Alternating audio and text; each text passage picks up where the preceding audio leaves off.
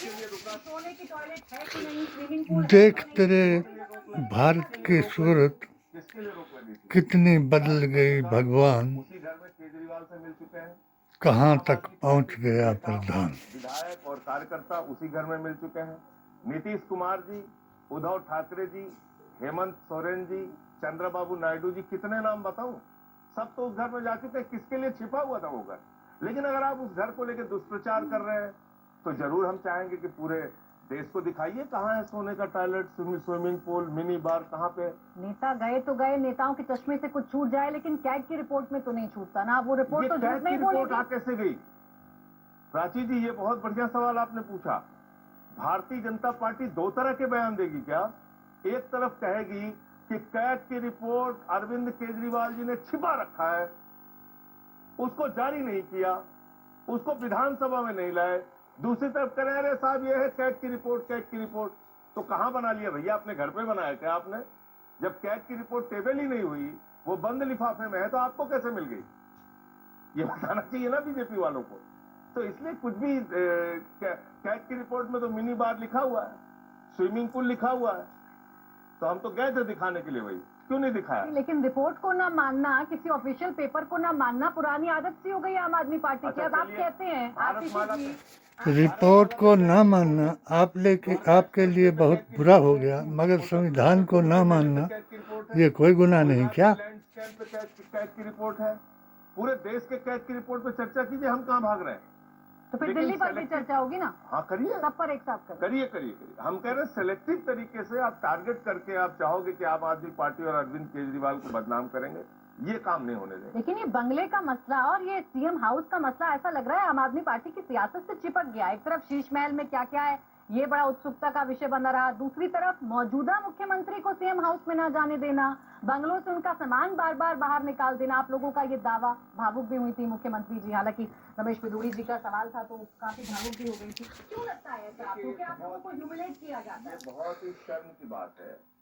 केजरीवाल महिला मुख्यमंत्री के को बदनाम करने के लिए शीश महल दिखाएंगे, उसकी खांसी दिखाएंगे, उसका मफलर दिखाएंगे, उसका हर बयान दिखाएंगे, रोहिंग्या को बनाया हुआ मकान दिखाएंगे, उनको बनाए हुए मदरसे या स्कूल दिखाएंगे, उनको दिया गया उनके एमएलए द्वारा 10-10 हज़ार दिखाएंगे, मगर ये नहीं दिखाएंगे कि तुमने मस्जिदों को उखाड़ने के लिए, मंदिरों को बनाने के लिए कितना पैसा दिया, तुमने मज़ारों को हटाने के लिए और उनका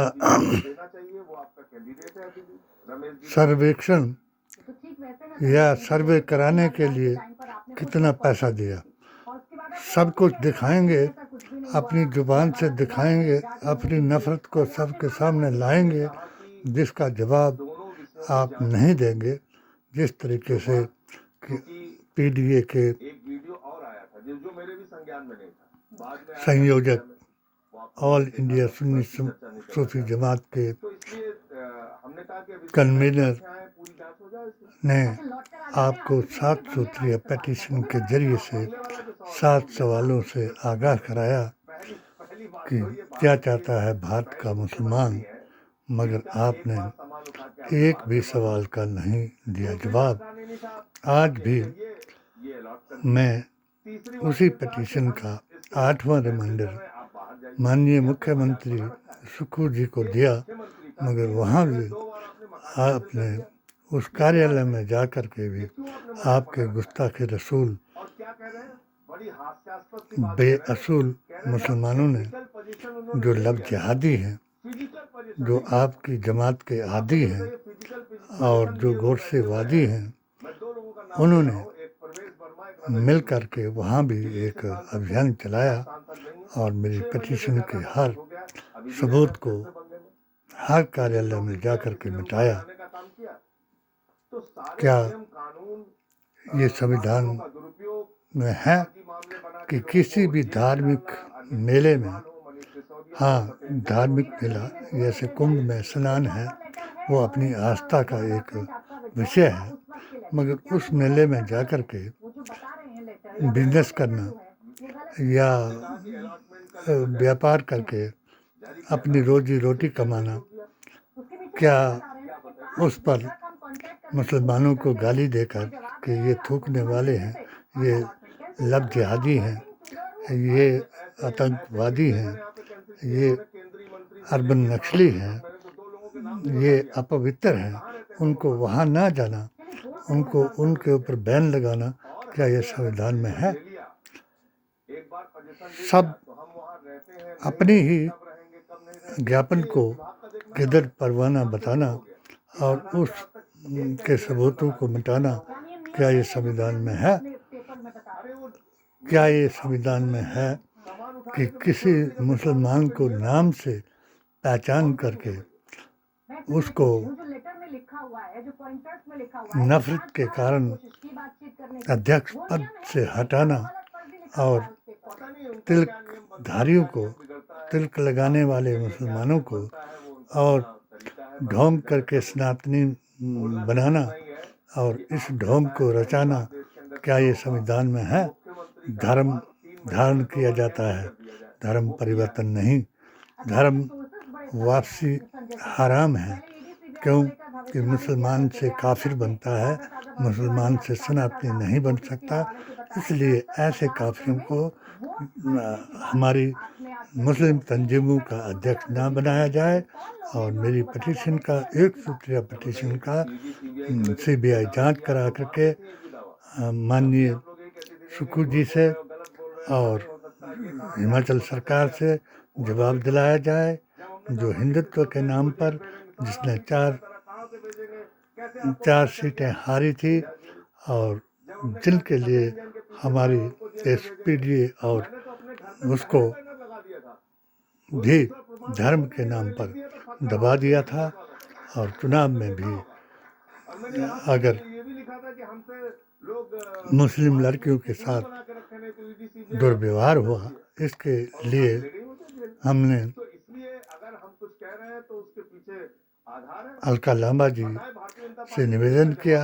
उन्होंने आकर के इस जांच कराने का शिमला में आकर के आश्वासन दिया, मगर इस जांच को भी दबा दिया और इसमें भी हिंदू मुसलमान करा करके सबको हिंदुत्व के आधार पर जो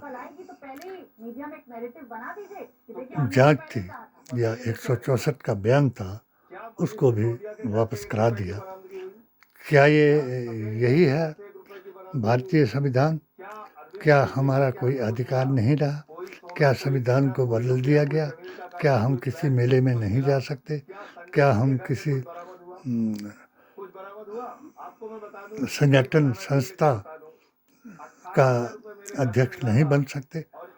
क्या हमको मेले में जाने के लिए, दुकान लगाने के लिए भी, जैसे एक बयान मैंने एक आचार्य का देखा कि वो तिलक लगाएं और अपने आप को हिंदू बताएं, इसलिए वो वहाँ आ सकते हैं।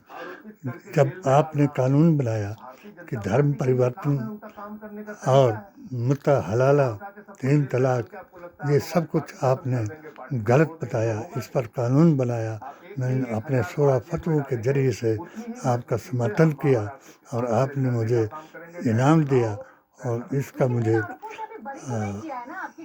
मोदी मिशन मुस्लिम मोर्चा हिमाचल प्रदेश का महामंत्री बना दिया। जब मैंने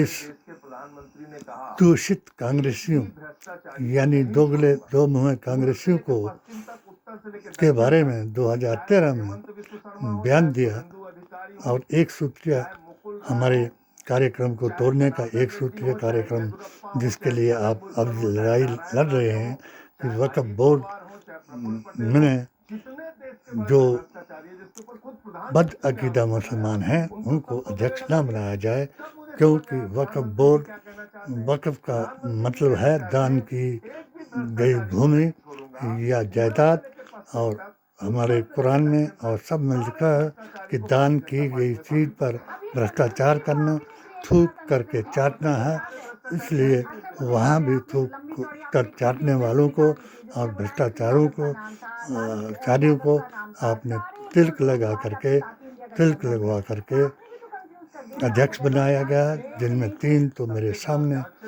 हुआ। राजबली हिमाचल प्रदेश वक्फ बोर्ड के बने और राष्ट्रीय अध्यक्ष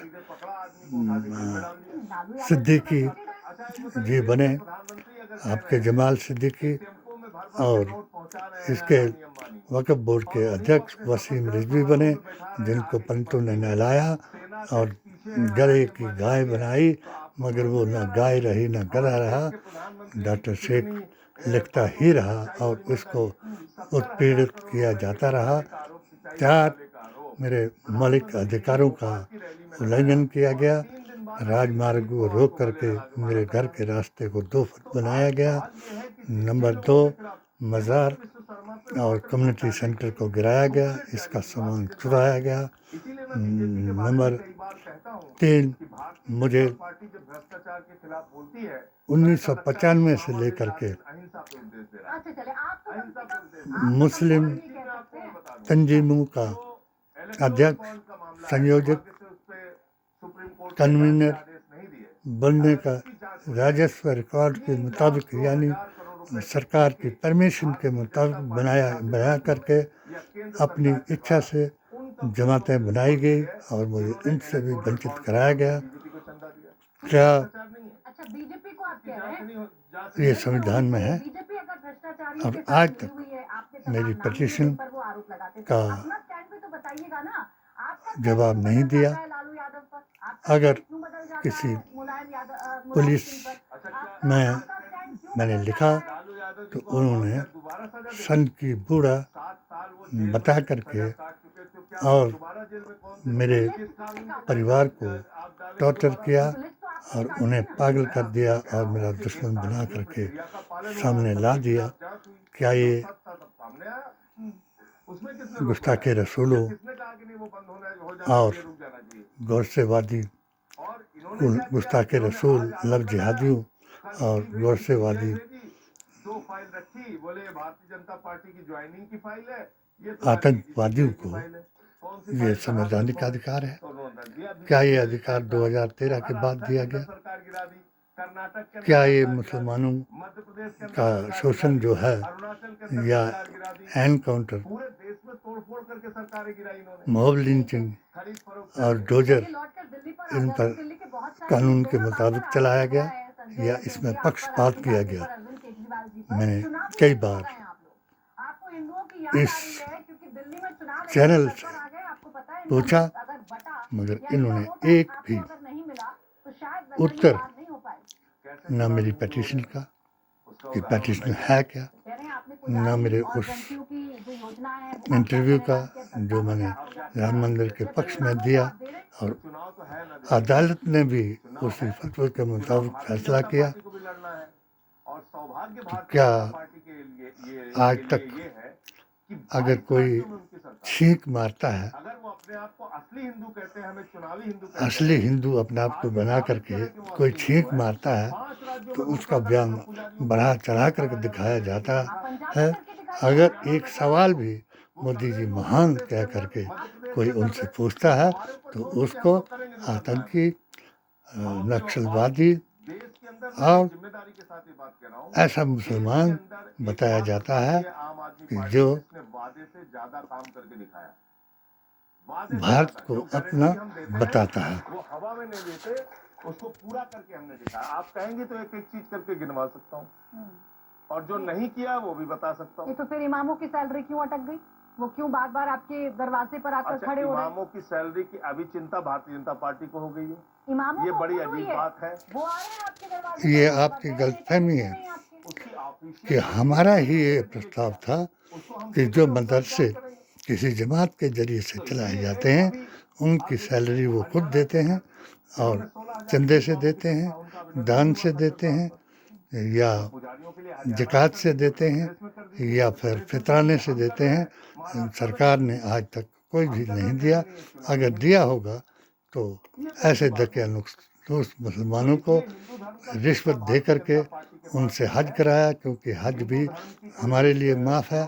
जिसके पास उधार लेकर के सरकारी पैसा लेकर के हज भी नहीं किया जा सकता, और वक्फ बोर्ड की जायदाद को इस्तेमाल नहीं किया जा सकता।